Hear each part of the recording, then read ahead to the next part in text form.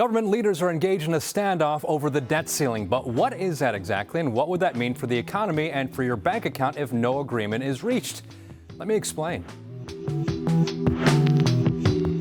The debt ceiling is the maximum amount of money Congress allows the federal government to borrow to cover its bills. Because the government typically spends more than it collects in taxes every year, it has to take out debt to pay its expenses. The debt ceiling was created during World War I to simplify borrowing.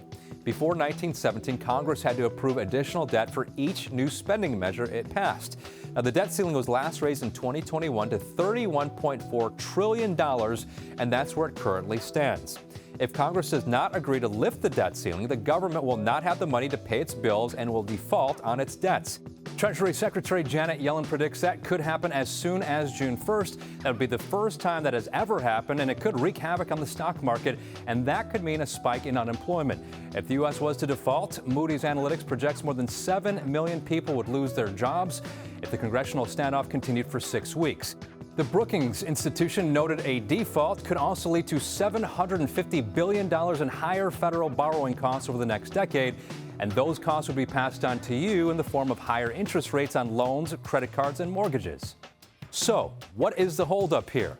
Republicans in Congress are concerned about increasing national debt, and they're refusing to lift the debt ceiling unless it is paired with spending cuts.